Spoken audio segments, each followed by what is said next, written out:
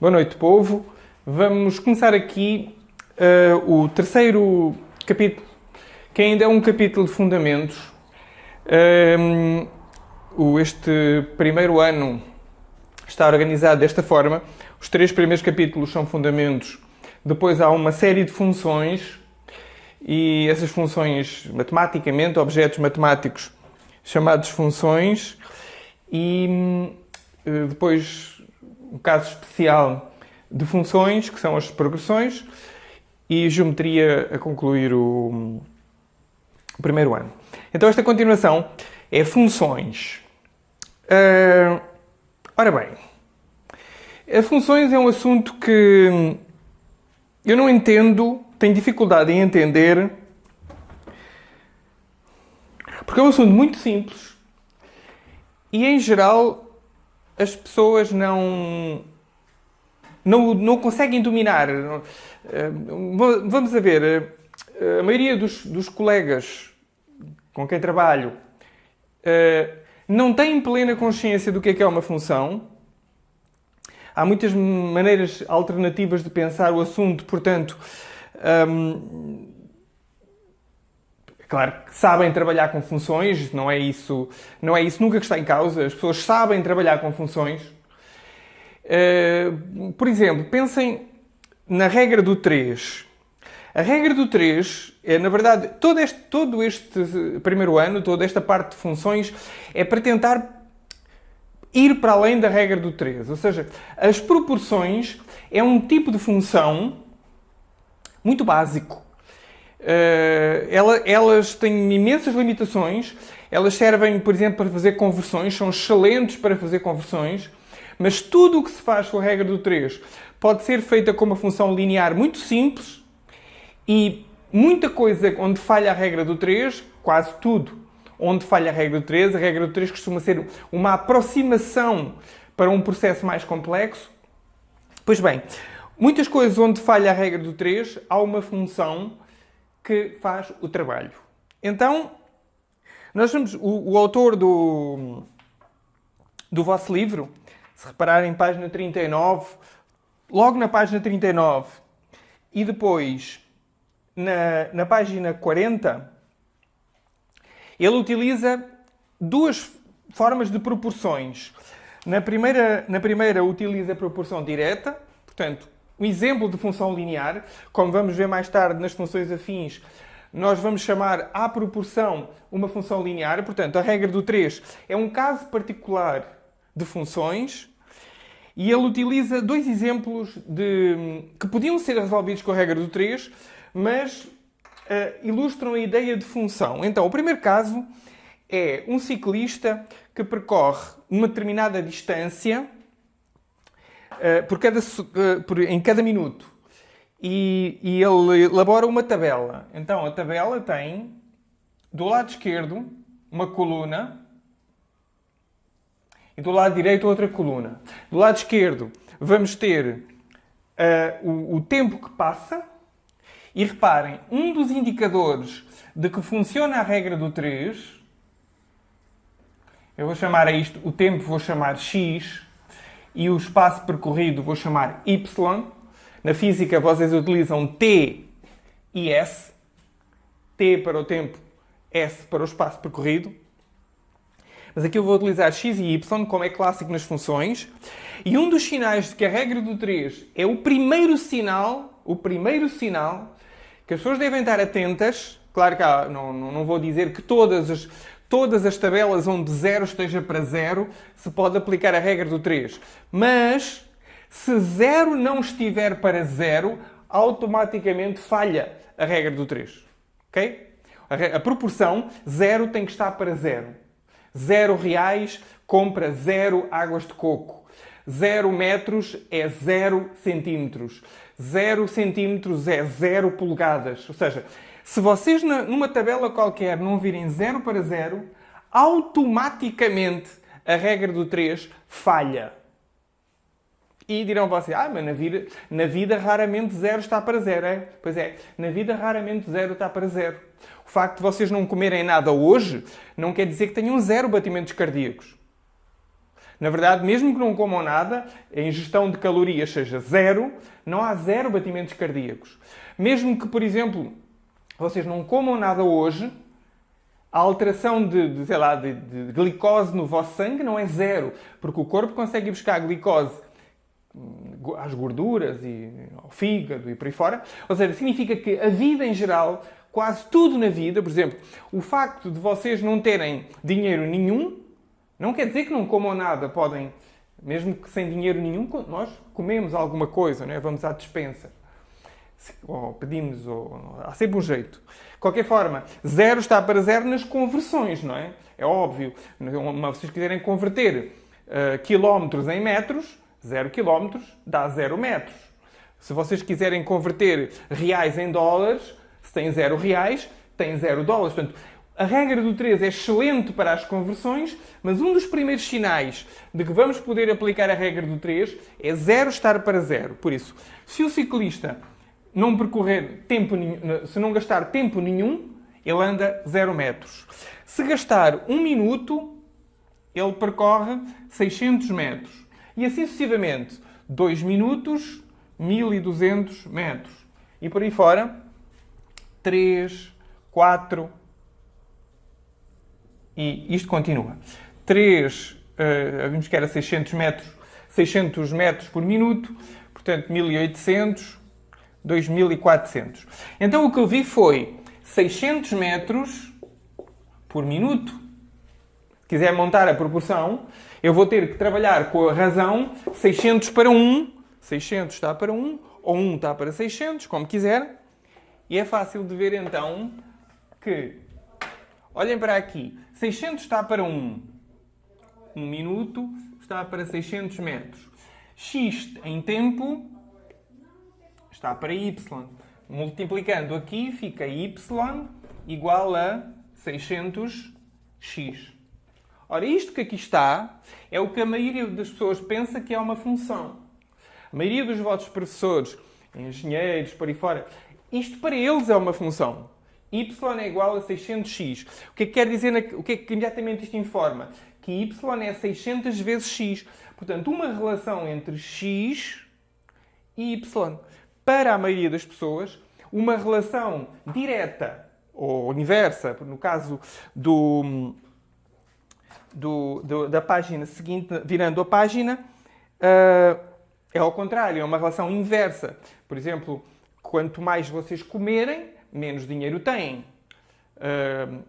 Portanto, há uma relação inversa entre o muito que vocês comem e a vossa conta bancária. Portanto, a vossa conta bancária diminui quanto mais vocês comerem. Portanto, não é uma relação direta, não é uma proporção direta. Atenção que as proporções são diretas. Porque também há proporções inversas, bastante mais complicado, e aí já não é a regra do 3 que funciona, não é esta multiplicação cruzada.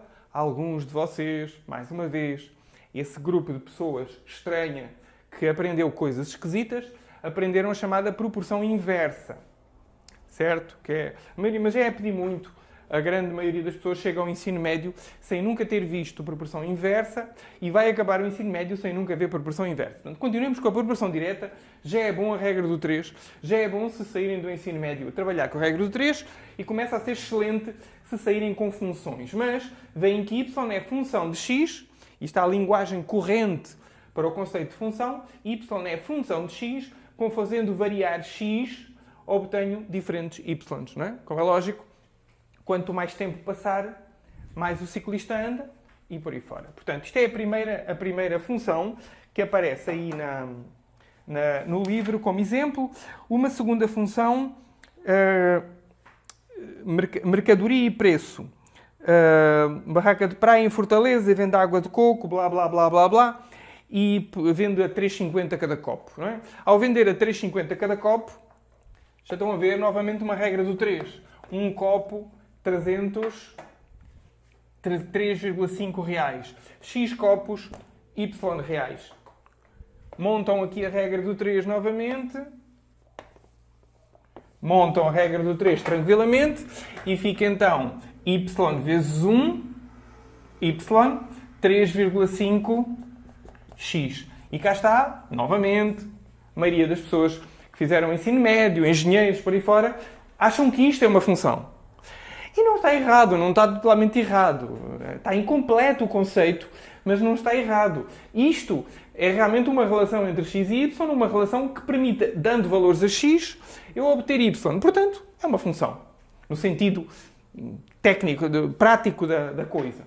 Mas vejam, evidentemente na tabela é um copo 3,5, 2 copos 7 reais, 3 copos 10,50, 4 copos 14 e assim sucessivamente, não é? Dirão vocês assim, não é assim. A vida não é assim. Pois não, a vida não é assim. Não é, professor? Não, não é. Se vocês tornarem-se clientes da barraca de praia, se eu quero 50 copos de água de coco, o cara faz-vos um desconto. Sim. Se vocês comprarem em grande quantidade no atacado, as pessoas fazem desconto. Portanto, esta função, que é comprar um copo, y é igual a 3,5x. Perfeito. 3,5 vezes 1, 3,5 reais. Mas se eu comprar 100 copos, não é y igual a 3,5 vezes 100. Vai ser provavelmente uma coisa diferente. Portanto, precisamos de trabalhar com uma coisa mais complexa do que esta para dar conta da vida real. Da mesma maneira, assim, mas isso é assim. Por exemplo, se eu conseguisse estabelecer o vosso grau de satisfação, costumo fazer esta brincadeira, é uma das brincadeiras que costumo fazer. O vosso grau de satisfação com lagosta. Se vocês comerem uma lagosta, vamos imaginar uma proporção. Uma lagosta é um exagero, um camarão. Então a variável x é o número de camarões comido e a variável y, portanto, x é o número de camarões comidos e y é a satisfação obtida. Se vocês comerem um camarão, que é pouquinho, obtêm, por exemplo, 2, não sei como é que será 2 de satisfação, mas podemos imaginar uma escala até 100. Que exagero, 2 é pouco. De acordo com matemática básica, os múltiplos de 2 são quaisquer números que resultam da multiplicação por 2. Dessa forma, 0, 2, 4, 6, 8, 10, 12, 14, 16, 18 e 20. Senhoras e senhores, nesse caso que mostramos agora, os caras...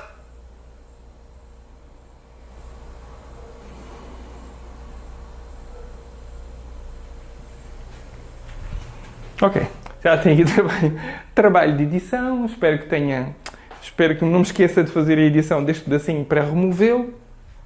Então, voltando. Se vocês não sei o que é uma escala de satisfação, por acaso até sei, mas não preciso, neste contexto aqui não é conveniente, mas imaginemos então que um camarão, vocês têm 1 de satisfação. 2 camarões, vocês têm 2 na escala de satisfação. 0 a 10, a escala, por exemplo. 3 camarões, vocês têm 3 na escala de satisfação. Só que isto vai virar, não é?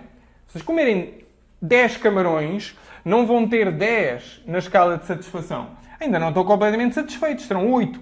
E se comerem 100 camarões, estão mortos, não é? A satisfação cai para 0. Vocês estão a ser obrigados a comer camarões que já não querem comer. Então quer dizer que na prática nós precisamos de funções muito mais complicadas, precisamos de relações entre x e y muito mais complicadas do que a simples regra do 3. Ora, o que se passa é que as funções mais simples com que nós trabalhamos são as funções afins, as funções de grau 1 ou inferior a 1.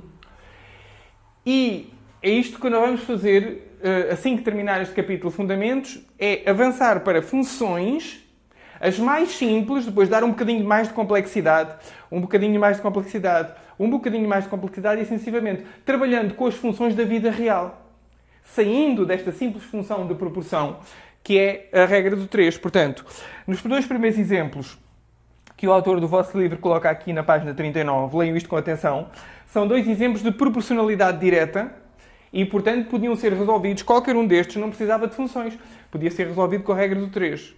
Virando a página, temos uma outra proporcionalidade inversa, em que agora já não é y está para x mas é y está para o inverso de x. Portanto, y, em vez de estar para x, não, y está para o inverso de x. Y não está para x, isto é a chamada proporção inversa. Y está para x, por exemplo, como 2 está para 3. Não se confundam, não se confundam, não se confundam, não comecem a misturar as duas regras, saiam do ensino médio a trabalhar bem a proporção direta e a regra do 3, já vai de bom tamanho. Se tiverem muito à vontade com a regra do 3, podem se meter nesta. Mas aqui como é que ficava? Ficava yx, na verdade aqui é 1800 para 1, no caso do vosso... 1.800 reais é o que se paga por um ónibus todo de 40 lugares. Portanto, a relação é 1 para 1000, um ónibus por 1.800 reais. Portanto, mas agora é uma proporção inversa. Uma pessoa que vá de ónibus gasta 1.800 reais porque vai sozinha no ónibus. Duas já não gastam o dobro, vão gastar a metade, não é? Vão gastar 900 cada uma. Mas, de qualquer forma, número de passageiros e custo do ónibus, o custo do ónibus está... número de passageiros, custo do ónibus, 1.800 para 1. Proporção inversa. Não toquem muito no assunto, repito, não se metam muito nisso. De qualquer forma, isto saía... Agora, como eu fiz esta troca aqui, funciona, mas não se metam nisto. Ora bem, exercício 1, para ver como é que funciona. Continuando, no caso mais simples de funções. Então, a tabela 1 mostra o valor inicial de alguns pedidos num certo tipo de piso laminado solicitando ao fabricante de acordo com a área de piso colocado. 40 metros quadrados, o fabricante cobra 2.800 reais.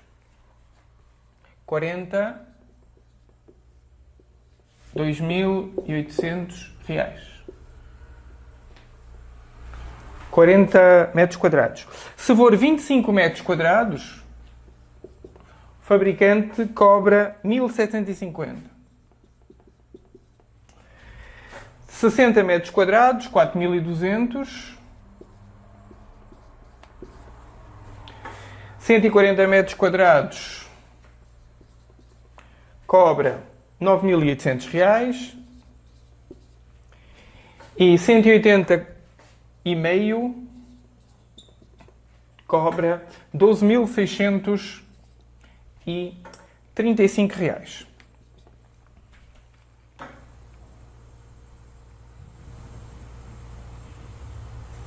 A pergunta é: qual seria o valor de um pedido de 100 metros quadrados desse piso? Ok. 100 metros quadrados deste piso.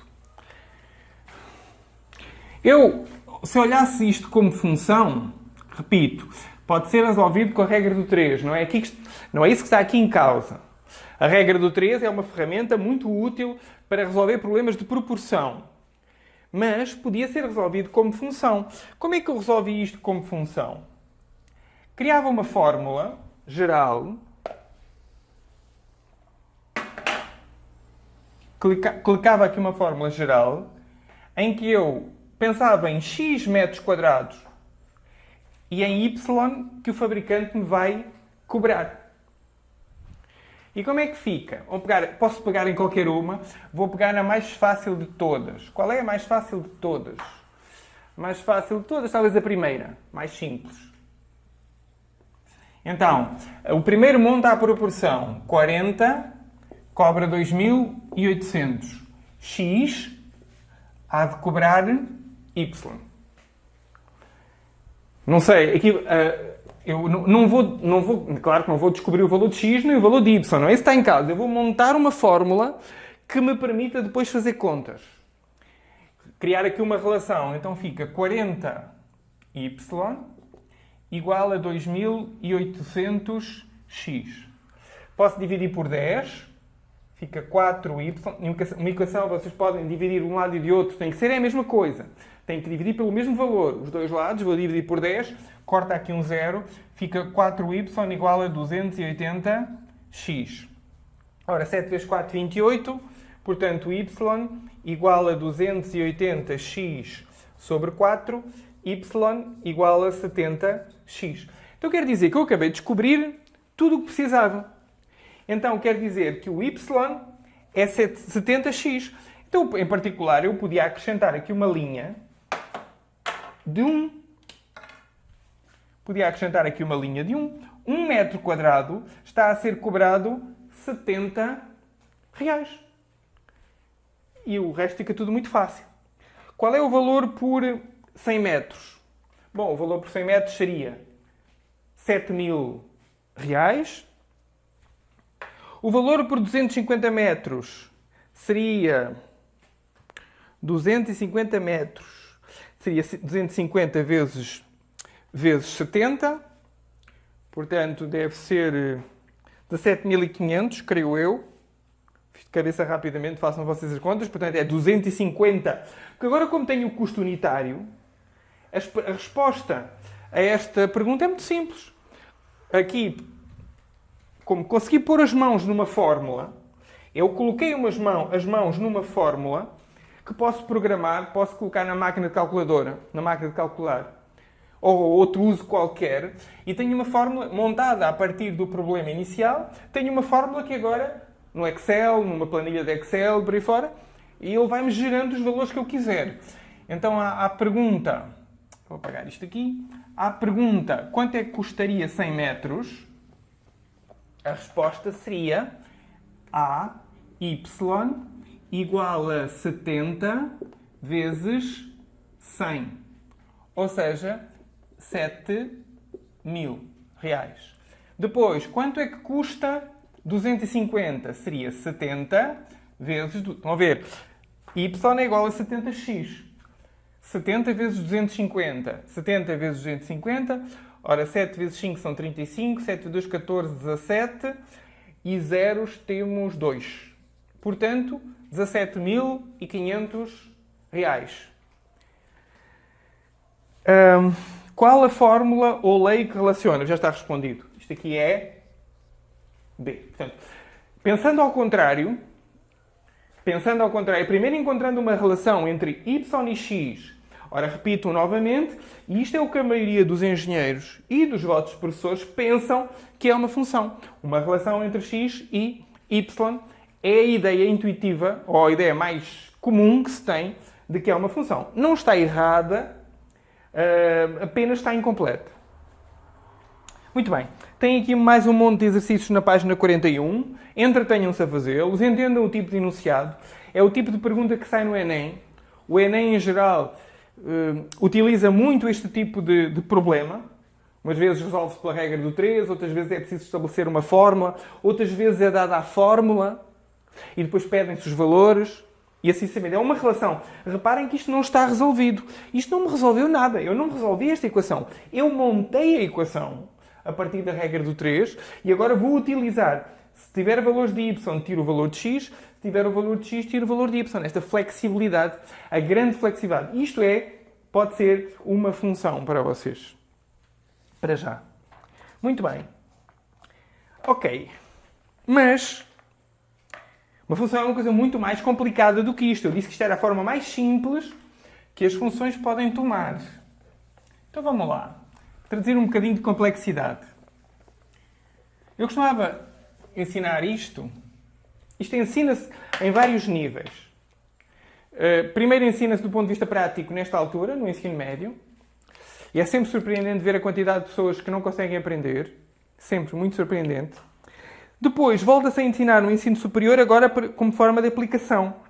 Porquê? Porque temos que pegar na derivada de uma função, depois vamos ter que a derivada é ela própria uma função, e esta conversa função,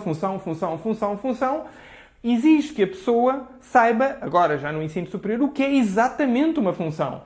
Senão os conceitos ficam muito difíceis de entender. Pois bem, é surpreendente ver que os adultos que são os vossos colegas do ensino superior, não conseguem também aprender o que é uma função. Então, mas não era isto que aqui estava? Não. Isto que aqui estava é uma versão muito simplificada e muito prática de trabalhar com uma função, que é diferente de saber o que é uma função. Então vamos tentar, nos próximos minutos, eu vou-vos tentar dizer o que é uma função. O exemplo que eu costumava dar, já quase em desespero de causa, aos alunos do ensino superior era o seguinte. Eu vou fazer aqui um desenho, não tenho jeito nenhum para desenhar. Mas, se vocês tiverem capim, erva, e arrumarem uma vaca, isto é uma vaca, hein? Vai ser uma bonita vaca. Jesus, vou pôr aqui umas manchas para disfarçar. Isto, depois, claro, isto só pode piorar. Ok. E vocês tiverem uma erva e uma vaca, o que é que têm como resultado? Têm um pacote de leite. Ou seja, pegam no capim, na erva, pegam na vaca e o resultado é uma caixinha de leite. Está correto? Está uma bosta de desenho, mas é isto. Erva, vaca, leite. Certo. Mas se vocês pegarem num fardo, aquele imprensado de capim seco, não sei como é que se chama aqui, não sei como é que se chama no Brasil, esse imprensado de capim seco, vocês sabem melhor do que eu. Em Portugal isto chama-se fardo. Se calhar agora já nem se chama fardo. Era um nome antigo. Se eu pegar num monte de capim, que sei lá, se eu peso uns 20 quilos, para aí, depende do tamanho, a vaca continua, come o capim seco e em vez de dar um pacote, dá vários pacotes. Vai dar vários pacotes de leite. Várias caixinhas de leite. O resultado aqui era aqui é um monte de caixinhas de leite. E se eu der ração,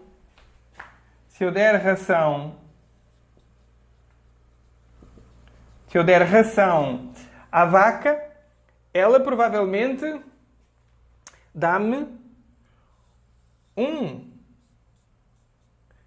bezerro, não é? Que horror. Também tem que ter manchas. Ou seja, estão a ver? Erva, uma caixinha, fardo, várias caixinhas, ração, um bezerro. Isto é que é uma função. Então a função é a vaca? Não. Então a função é o capim? Não. Então a função é o leite ou o bezerrinho? Não. Então o que é a função? É isto tudo. Basicamente vocês têm três coisas. Para terem uma função, vocês têm que ter três coisas. Têm que ter objetos. Têm que ter objetos, coisas onde pegar.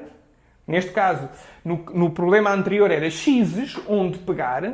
Têm que ter uma transformadora e têm que ter um resultado. E isto é que é uma função. Objetos, transformação e resultados. Ou seja, quem é que faz a conexão? Quem é que faz a conexão? Ficou uma cabeça mais parecido com um inseto. Quem é que faz a conexão? É a vaca. Os objetos é aquilo que ela come. E já vamos os nomes que vamos dar a estas coisas com rigor. As imagens são aquilo que ela dá. Portanto, substituindo a vaca por uma coisa mais técnica, vamos colocar uma seta aqui. Substituindo o capim por uma coisa mais matemática, A, o resultado vai ser B. C, D, E. Agora não vou usar F. aqui vou dar outra letra, x, y. Isto é uma função. Ou seja, A, C e X são os objetos, F é a forma de passagem, transformação, B, D e Y. Quer dizer, eu vou chamar a F, para já não lhe devia ter dado nome, vou tirar aqui o F, vou chamar A, C e X são objetos, B, D e Y são as suas imagens. Portanto, isto aqui é objeto. Deste lado chama-se objeto. É o objeto de trabalho, é aquilo, material de trabalho. A imagem, termo técnico, o objeto e a sua imagem, é onde se pega a imagem, é onde se chega. E a forma de transformação que é dada aqui pelas setas da correspondência. Tudo isto vai ter o nome de função. E normalmente as funções têm letras F, G, H. Então, isto que aqui está, tudo isto, objetos, forma de transformação e imagem, é uma função. Normalmente estes conjuntos, o conjunto dos objetos dá-se a letra A, o conjunto das imagens dá-se a letra B, e então eu podia escrever que o F é uma função de A em B. Que nomes é que vamos dar a estas coisas? O conjunto A dos objetos vai se chamar domínio.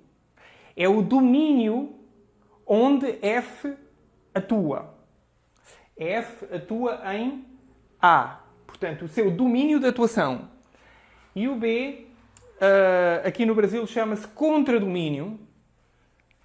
Em Portugal chama-se conjunto de chegada. Mas eu vou utilizar a linguagem brasileira, portanto, A, domínio da função, B, contradomínio da função. E a função? A função é isto tudo. Domínio, contradomínio e forma de transformação. Então, se eu quisesse tornar completa aquela última função que vimos ali em baixo, como é que era a função? Era y igual a 70x. Como é que eu escrevia isto? Pois bem, escrevia f de r em r, ou seja, ela aceita objetos reais, dá imagens reais. Está a ver aqui a indicação? F de r em r. Aliás, calma, primeiro vamos àquela função anterior. Aquela função anterior era f de a em b, que a x faz corresponder f de x. E f de x é y. Será a escrita técnica mais ou y igual a f de x, trocando a posição, que já sei que vou escrever isso a seguir. Y igual a f de x. Isto é uma escrita compactada. Era f de a em b, a que a x faz corresponder y, que é igual a f de x. No caso do exemplo anterior, então, o outro exemplo, era f de r em r, que a cada x faz corresponder y, que é igual a f de x. E neste caso, 70 vezes x. Isto é que é uma função. Conjunto de partida, domínio, não é? Conjunto de chegada, contradomínio. Estou a utilizar a dupla linguagem português e brasileiro. Domínio, contradomínio. A x faz corresponder y, que é igual a 70x. Está aqui. Esta escrita compactada diz-nos tudo. Diz de onde é que sai, diz onde é que chega, diz o que faz. Pega no x, dá y. Como? Multiplicando x por 70. Isto é uma função. Então, tecnicamente, página 42. Então quer dizer que uma função precisa de três coisas. Precisa de um domínio, de uma forma de transformação e de um contradomínio. Beleza. São três elementos. Normalmente a falha é as pessoas pensarem que uma função é só a forma de transformação. Não. A função tem que ter as três coisas. Tem que ter a forma de transformação, que é importantíssima, saber como é que ela liga x e y, mas também saber o que é que ela aceita como x, que é o seu domínio, e aquilo que ela aceita como y, que é o seu contradomínio. X e y, objeto e imagem. Então, na verdade, se eu representar sobre a forma de diagrama de Venn, isto fica domínio, a função, eu próprio às vezes também chamo a transformação, tanto o hábito de chamar a transformação a função. Não, é a forma de transformação. A função é isto tudo e o conjunto de chegada contra domínio. Normalmente é assim que se escreve. DF para domínio da função, CDF contra domínio da função. Então quer dizer que então quer dizer que uma função é uma relação qualquer entre dois conjuntos? Não. Nem todas as relações entre dois conjuntos dão funções. Se não, vejamos. Primeiro, se eu pegar num objeto X, número de águas de coco que o cara quer beber, número de minutos que o ciclista... por aí fora. Um objeto não pode ter mais do que uma imagem. Cada objeto só pode ter uma imagem. Ora, deste x que aqui está, só pode partir uma seta para y. Não podem partir duas setas.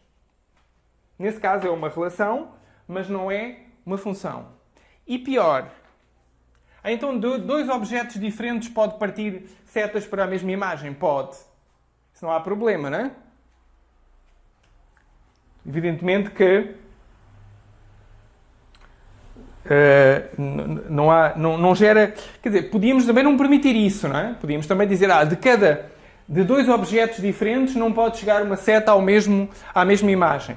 Mas isso ficámos muito limitados, não é? Porque a maioria das coisas que nós vamos trabalhar, pois, comportamentos diferentes dão a mesma imagem, não é?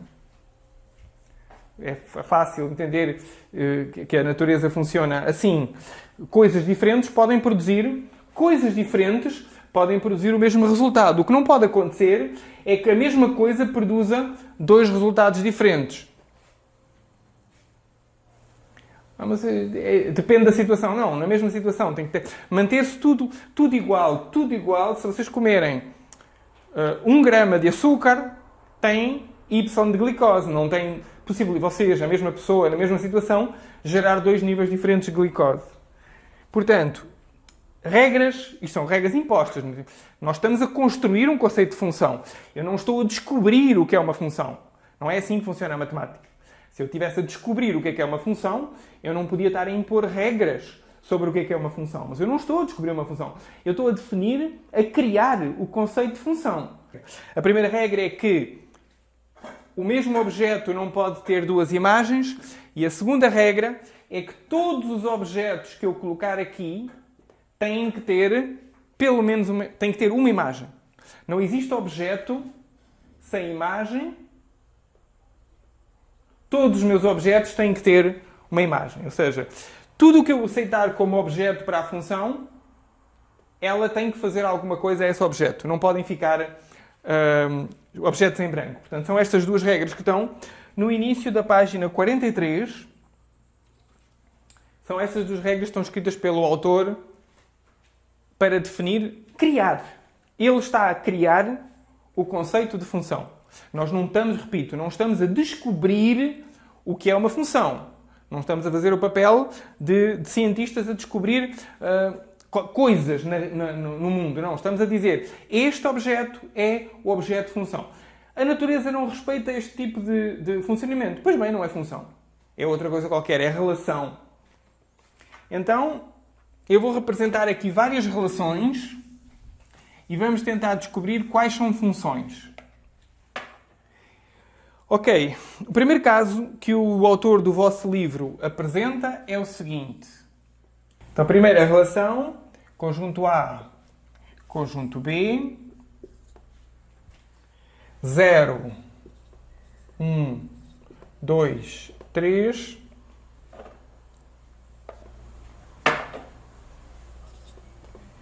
menos 1,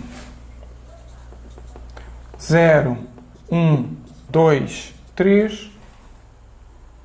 E a relação 1 vai para 1, 2 vai para 2, 3 vai para 3 e chega. Muito bem. Primeira possibilidade. É a função? Bom, primeira regra, tudo bem. Cada objeto tem uma só imagem. Eu posso dizer que o 1 vai para 1, portanto, f, é assim que se escreve, f de 1 é igual a 1, f de 1 é igual a 1, f de 2 é igual a 2 e f de 3 é igual a 3. Vou chamar isto f. Problema, então e o f de 0? Quanto é que vale o f de 0? Pois bem, o f de 0 não vale nada, não tem imagem. Então não é função. Falha a segunda regra, que era todo objeto tem que ter imagem. O 0 é objeto, não tem imagem, portanto não é função. Segunda possibilidade.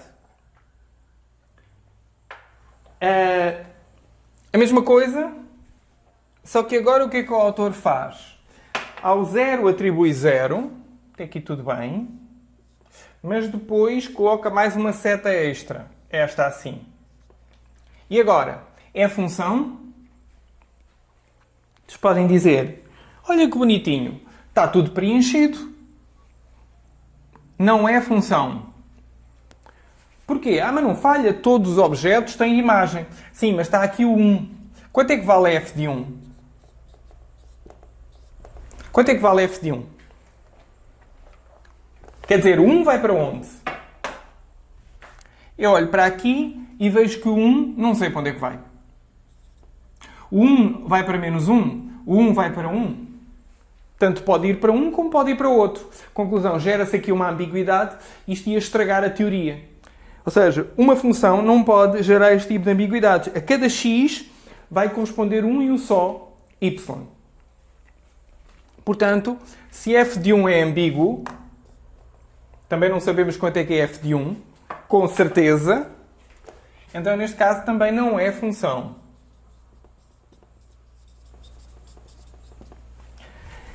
Ok? E finalmente, o autor apresenta duas funções. A segunda função, a primeira função, aliás,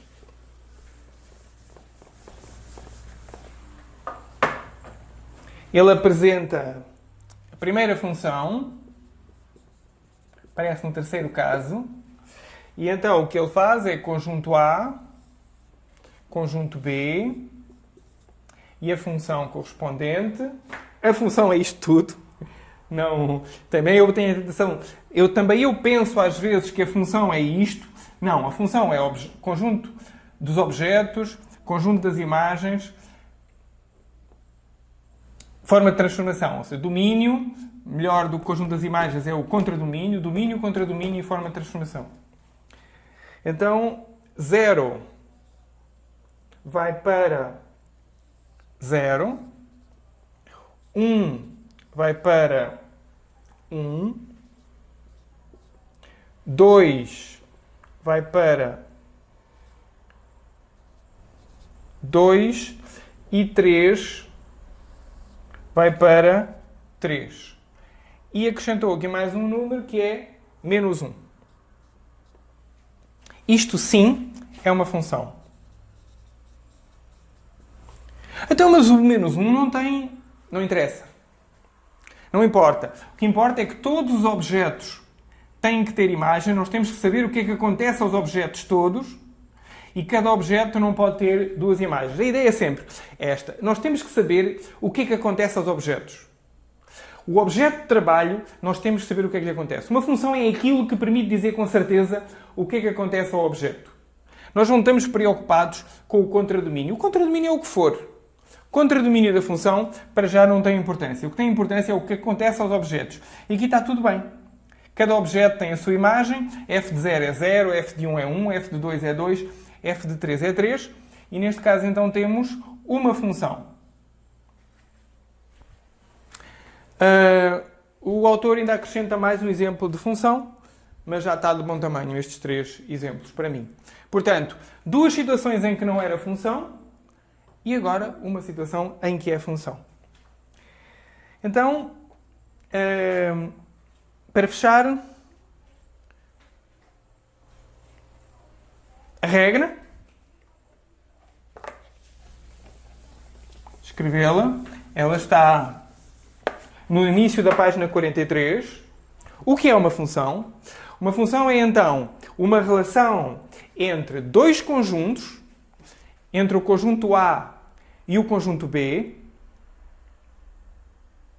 Ao conjunto A vai-se chamar domínio, ao conjunto B vai-se chamar contradomínio, e a função é uma relação entre A e B, de tal forma que cada objeto corresponda uma e uma só imagem. Portanto, todos os objetos têm uma e uma só imagem. O autor escreve: dados os conjuntos não vazios A e B, uma relação que associa a cada elemento de X de A um elemento único em B, recebe o nome de função de A em B. Então, uma função é isso. Eu vou colocar aqui em rodapé a definição do livro. Colocar em rodapé a definição do livro, está bonitinha, está perfeita, e não é preciso acrescentar mais nada. Notação. Cai na parte final da página 43. Notação. Bom, já fui, ao longo da explicação, fui acrescentando, falando da notação todo. F de A em B, com uma seta, imitem, repito, imitem aquilo que eu faço. 2 pontinhos, F de A em B, função de A em B, foi caindo em desuso, mas eu gosto muito desta escrita. Foi caindo em desuso provavelmente por causa da dificuldade, mas é a cada X faz corresponder Y. Y é igual a F de X. Esta é a notação que eu prefiro, é a notação pré-computadores. Os computadores e o Word, sobretudo, dificultam esta escrita. Portanto, a maioria dos autores prefere escrever do jeito que o livro faz, que é na mesma linha. Escrevem, então, F de A em B, F de A em B, uma função tal que Y é igual a F de X. Domínio, contradomínio, com uma seta a ligar um ao outro, uma seta que começa em A e acaba em B, dando a ideia de que partimos do objeto e chegamos à imagem, e não o contrário. Objeto-imagem, objeto-imagem. Começamos daqui e acabamos aqui. E a forma de transformação. Y é igual a F de X. Lembrem, recordem, que aquele caso em que Y era igual a 70x.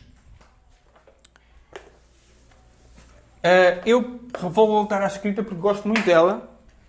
X, linha quebrada aqui, Y igual a F de X. Então, uma beleza.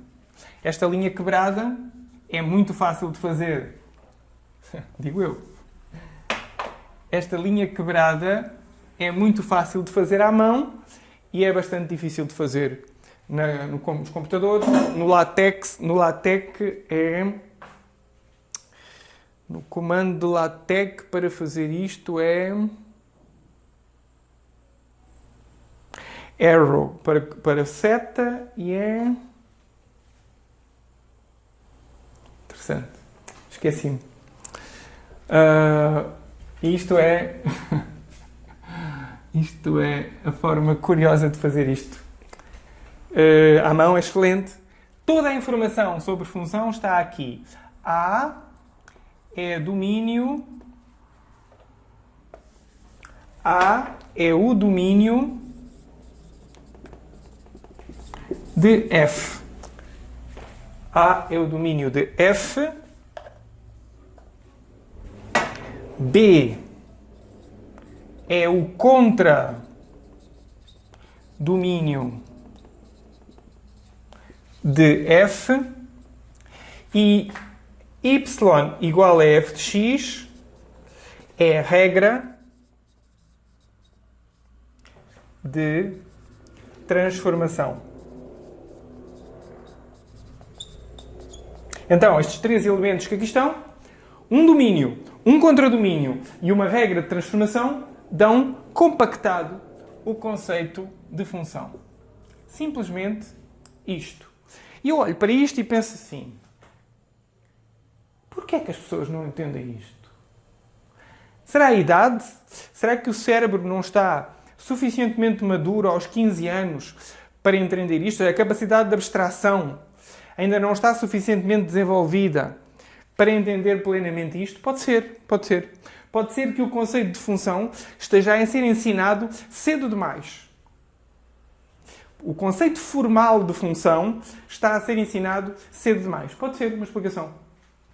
A questão é que nós temos que trabalhar com funções. Portanto, mesmo que não saibam exatamente o que é uma função, têm que saber trabalhar com funções. Então, por isso, estamos aqui para trabalhar, sobretudo, com funções, nem tanto para a parte estrutural, formal, do que é uma função. E virando a página 44, será objeto do próximo vídeo. Como é que se faz, não é? Vamos então passar o resto, seria nas aulas presenciais, praticamente o resto do ano. Serão 3 bimestres com funções, com mais diferentes tipos de funções, trabalhando, sempre a trabalhar o conceito de função, e, claro, ir falando destes elementos em cada nova função que aparece. Já agora, o domínio de f, eu gosto muito de escrever, em vez de A, escrever df. O contradomínio, em vez de escrever B, escrever CDF. Escrita muito comum e muito eficiente. Em vez do conjunto A, escrever D com o subscrito F e escrever o contradomínio CD com o subscrito F. São a escrita que eu mais gosto para este assunto. E pronto, fiquem bem.